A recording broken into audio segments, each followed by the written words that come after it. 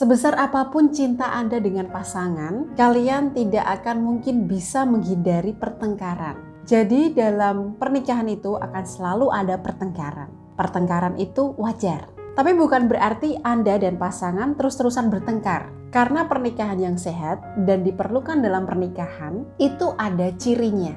Jadi bukan asal bertengkar. Kalau Anda perhatikan beberapa pasangan tampaknya sering cekcok. Tapi ada juga yang sepertinya tidak pernah bertengkar dan selalu baik-baik saja.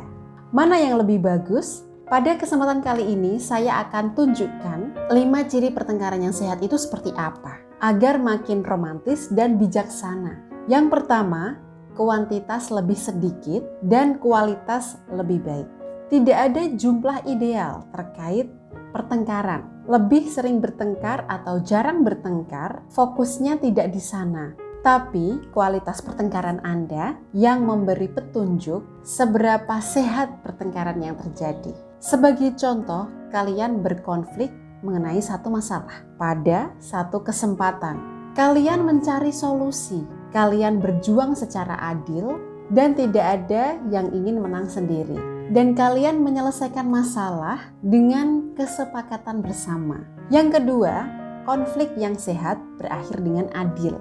Pertarungan yang adil adalah saat Anda berdua fokus pada masalah yang dihadapi. Bukan mengungkit segala hal yang membuat Anda marah selama hubungan berlangsung.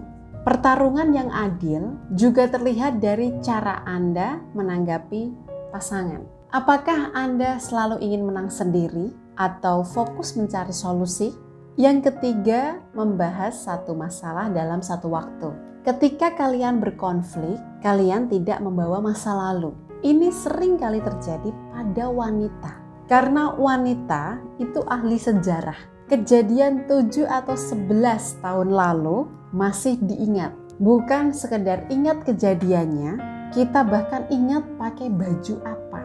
Sewaktu itu jam berapa, lagi makan apa, dan sampai sedetil itu kita mengingatnya.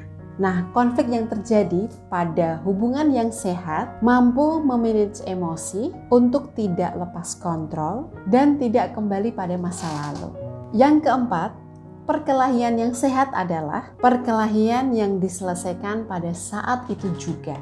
Pastikan menyelesaikan pertengkaran saat itu terjadi. Jika ini Anda lakukan, artinya Anda menyelesaikan masalah hingga mendapat solusi dan kalian dapat membangun kembali hubungan harmonis. Sayangnya banyak di antara kita yang menganggap sepele semua masalah, kita tumpuk terus semua masalah hingga akhirnya kita tidak kuat menyimpannya. Suatu saat masalah dan unek-unek yang ditumpuk akan meledak seperti bom waktu.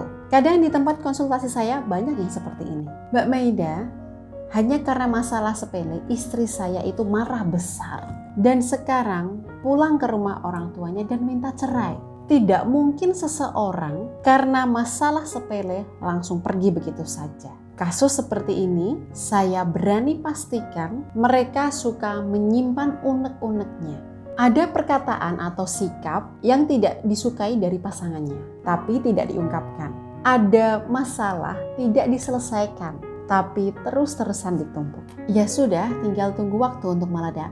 Maka dari itu, kalau ada masalah sedikit saja dalam rumah tangga Anda, segera diselesaikan saat itu juga.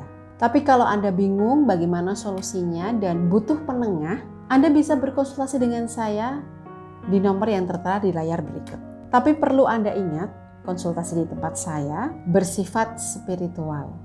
Jadi jangan kaget kalau Anda nanti saya berikan sarana spiritual berupa tasbih, aromaterapi, atau perhiasan samara. Yang kelima, perkelahian yang sehat tidak disertai kekerasan. Perkelahian yang disertai dengan kekerasan atau ancaman kekerasan, saya bisa pastikan hubungannya tidak sehat. Bahkan jika orang yang melakukan kekerasan itu meminta maaf dan berjanji untuk tidak mengulanginya lagi, itu tetap saja kekerasan dan sikap yang keliru. Saya selalu iba dengan wanita yang mengalami kekerasan seperti ini. Saya berharap Anda berani speak up agar bisa segera mendapatkan pertolongan.